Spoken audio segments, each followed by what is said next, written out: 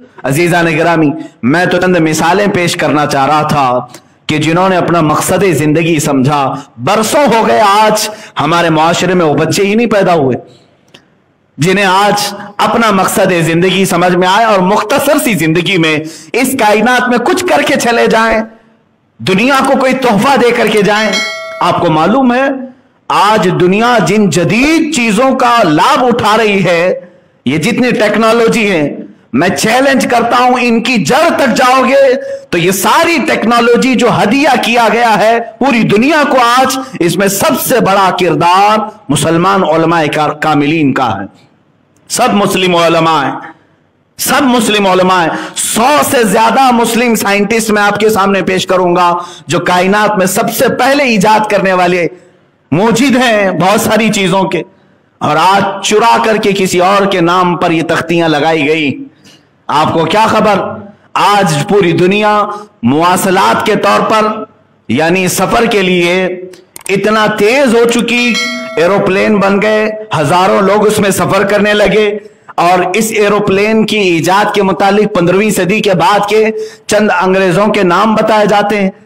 नहीं मेरे अजीजों, सबसे पहले इसका तजुर्बा करने वाले हुसैन बिन अब्बास फरनास, अब्बास बिन हुसैन फरनास, ये करतबा में रहने वाला एक ऐसा साइंसदान, कब की बात कर रहा हूं, आज से 1000 साल पहले की बात, आज ये 2020 चल रहा है, वो 1021 1022 का साइंसदान है जब करतबा की जामा मस्जिद के मीनार से पर लगाकर उकाब के उसने खुद उड़ने की कोशिश की, और पहला वो इंसान है जो हवा में उड़ने का एक तजुर्बा दूर लोगों के सामने पेश किया।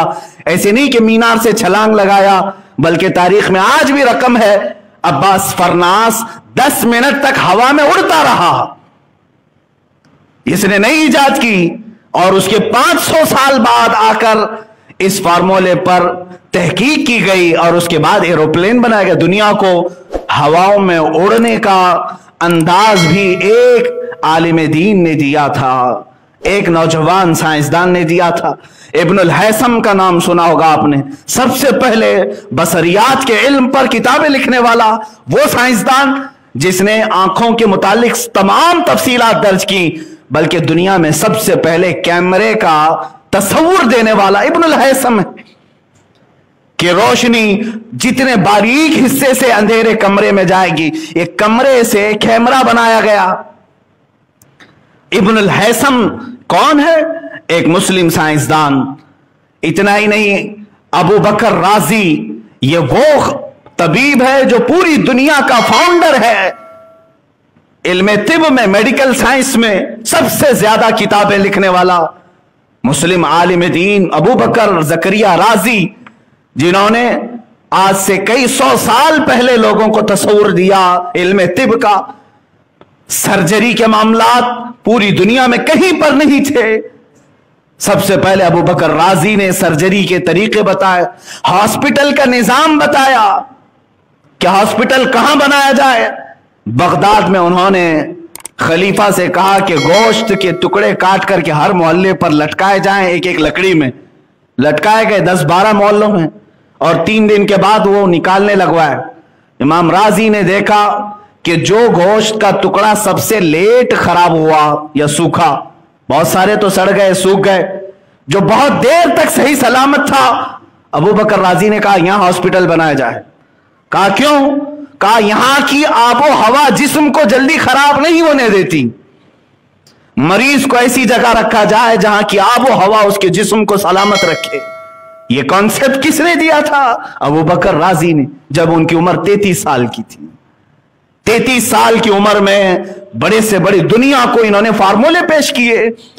एक दो नहीं मेरे अजीजों, इब्न साआती, लक़ब साआती खुरासानी, एक मशहूर साइंसदान मिस्र के रहने वाले, और आज से तकरीबन 1200 साल पहले की बात बता रहा हूं, खलीफा हारून रशीद के जमाने, तब इस साइंसदान ने हाथ की घड़ी इजाद की और पूरा प्लैनेट सिस्टम देखने का तरीका इजाद किया, सैयारे गर्दिश कहां करते हैं, ग्रेविटी सिस्टम जो बाद में न्यूटन के लिए पेश किया गया, ये सबसे पहले मुस्लिम आलिम दीन ने पेश किया, कशिश सिकल जिसको कहते हैं।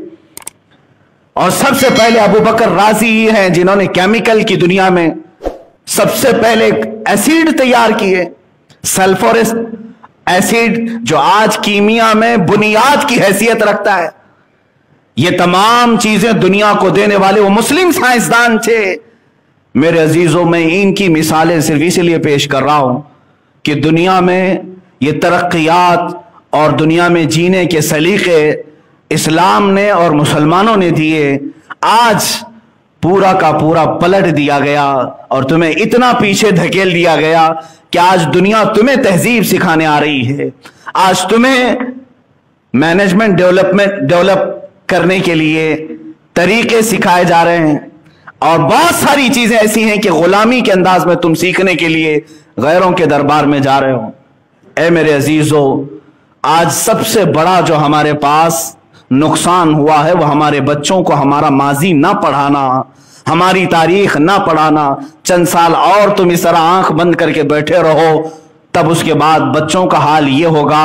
ये मुस्लिम साइंसदान तो भुला ही दिए गए हैं, ये तो कहां मालूम है, अच्छे अच्छे लोगों को नहीं मालूम, ये तो भुला ही दिए गए हैं। औलिया इकराम भी भुला दिए जाएंगे, तारीख खत्म की जाएगी।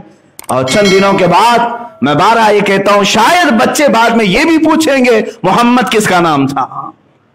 मुआज़ अल्लाह रब्बिल आलमीन।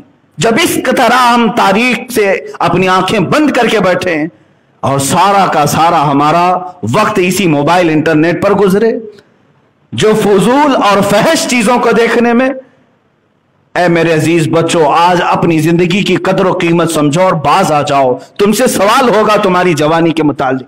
तुम यहां पर अल्लाह की इबादत के लिए बनाए गए हो, उसी चीज में अभी खरे नहीं उतर सके, इसी में बहुत सारी चीजें बाकी रह गई हैं। इसीलिए शायर ने हुजूर अकरम सल्लल्लाहु तआला अलैहि वसल्लम की बारगाह में ये एक इस्तिगासा के तौर पर यूं कहा था, ऐ खासान रसूल वक्त दुआ है, उम्मत पे तेरे वक्त अजब आके पड़ा है। जो पूरी दुनिया को क़ियादत सिखाने के लिए निकला था इस्लाम, वो आज अपने ही देश में गरीबुल गुरबा है। आज जितने मुस्लिम ममालिक हैं वहां की भी हालात यही हैं कि उनके यहां गैस है, पेट्रोल है, डीजल है, न जाने क्या क्या मादनियात हैं, लेकिन निकालने वाले यूरोपियन हैं, अमेरिकी हैं। इन पर इजारादारी पूरी बाहर की कंपनियों की है। क्या हम इस कदर आज इल्म से और अपने मकसद जिंदगी से बिछाड़ दिए गए?